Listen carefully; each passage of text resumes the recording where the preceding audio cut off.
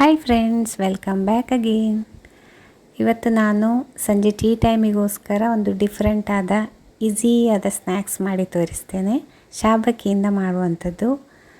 ಯಾವುದೇ ರೀತಿಯ ಮಸಾಲ ಪದಾರ್ಥಗಳು ಬೇಡ, ತುಂಬಾ ಕಮ್ಮಿ ಇಂಗ್ರೀಡಿಯೆಂಟ್ಸನ್ನು ಉಪಯೋಗಿಸ್ಕೊಂಡು ಟೇಸ್ಟಿಯಾದ ಸ್ನ್ಯಾಕ್ಸನ್ನು ಹೇಗೆ ಮಾಡೋದಂತ ನೋಡೋಣ ಬನ್ನಿ. ಅದಕ್ಕೋಸ್ಕರ ಆಲೂಗಡ್ಡೆ ಉಂಟಲ್ವ, ಅದನ್ನು ಚೆನ್ನಾಗಿ ತೊಳೆದ್ಬಿಟ್ಟು ಬೇಯಿಸ್ಕೋಬೇಕು. ಅದನ್ನು ಹೀಗೆ ತುರಿದಿಟ್ಕೋಬೇಕು. ನೋಡಿ, ಸಾಧಾರಣವಾಗಿ ಎಲ್ಲ ಕಟ್ಲೆಟ್ಸ್ಗಳಲ್ಲಿ ಆಲೂಗಡ್ಡೆ ಬೇಕೇ ಬೇಕಾಗತ್ತೆ. ಹಾಗೆ ಶಾಬಕ್ಕಿ ಉಂಟಲ್ವ, ಅದನ್ನು ಕೂಡ ಅರ್ಧ ಕಪ್ ಆಗುವಷ್ಟು ನೆನೆಸಿಟ್ಟಿದ್ದೇನೆ. ಒಂದು 5-6 ಗಂಟೆ ನೆನೆಸಿಟ್ರೆ ಸಾಕಾಗತ್ತೆ. ಶಾಬಕ್ಕಿ ಮುಳುಗುವಷ್ಟು ನೀರು ಹಾಕಿಟ್ಟರೆ ಈ ರೀತಿ ಮೆದುವಾಗುತ್ತೆ ನೋಡಿ.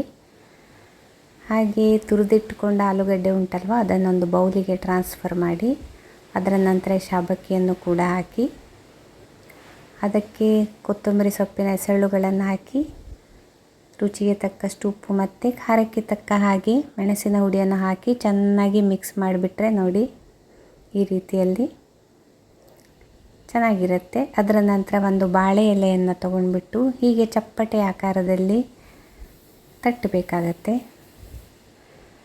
ಕಟ್ಲೆಟ್ ಮಾಡಬೇಕಲ್ವಾ, ಅದಕ್ಕೋಸ್ಕರ ಹೀಗೆ ಬಾಣಲೆ ಬಿಸಿ ಆಗ್ತಾ ಇದ್ದಂಗೆ ಸ್ವಲ್ಪ ಸ್ವಲ್ಪ ಎಣ್ಣೆಯನ್ನು ಹಾಕ್ತಾ ಈ ರೀತಿ ತಿರುವಿ ಹಾಕ್ತಾ ಫ್ರೈ ಮಾಡಿಬಿಟ್ರೆ ನಮ್ಮ ಶಾಬಕ್ಕಿ ಕಟ್ಲೆಟ್ ಸಖತ್ತಾಗಿ ರೆಡಿ ಆಗುತ್ತೆ ನೋಡಿ. ತುಂಬಾ ಟೇಸ್ಟಿ ಇರುತ್ತೆ ಆಯಿತಾ. ಟೀ ಟೈಮಿಗೆ ಸಖತ್ತಾಗಿರುತ್ತೆ. ಒಳ್ಳೆ ಕಾಂಬಿನೇಷನ್, ಈಸಿಯಾಗಿದೆ. ಯಾರಾದ್ರು ಫ್ರೆಂಡ್ಸ್ ಬಂದರೆ, ರಿಲೇಟಿವ್ಸ್ ಬಂದರೆ ಫಟಾಫಟ್ ಮಾಡಿಕೊಡ್ಬೋದು. ತುಂಬಾ ಕಡಿಮೆ ಇಂಗ್ರೀಡಿಯೆಂಟ್ಸಲ್ಲಿ ಮಾಡಿ ತೋರಿಸ್ತಿದ್ದೀನಲ್ವ. ಆ ಮಸಾಲ ಪೌಡರ್ ಇಲ್ಲ, ಈ ಮಸಾಲ ಪೌಡರ್ ಇಲ್ಲ ಅಂತ ತಲೆ ಬಿಸಿ ಮಾಡ್ಕೊಳಕ್ಕೆ ಹೋಗಬೇಡಿ. ಇರೋ ಇಂಗ್ರೀಡಿಯೆಂಟ್ಸಲ್ಲೇ ಚೆನ್ನಾಗಿ ಈ ರೀತಿ ಮಾಡ್ಕೊಂಡು ತಿನ್ಬೋದು. ಮಕ್ಕಳಿಗೂ ಇಷ್ಟ ಆಗುತ್ತೆ, ನಮಗೂ ಇಷ್ಟ ಆಗುತ್ತೆ. ನಿಮ್ಮ ಫ್ರೆಂಡ್ಸಿಗೂ ಕೂಡ ರೆಸಿಪಿಯನ್ನು ತಪ್ಪದೆ ಶೇರ್ ಮಾಡಿ, ಅವರಿಗೂ ಕೂಡ ಇಷ್ಟ ಆಗುತ್ತೆ.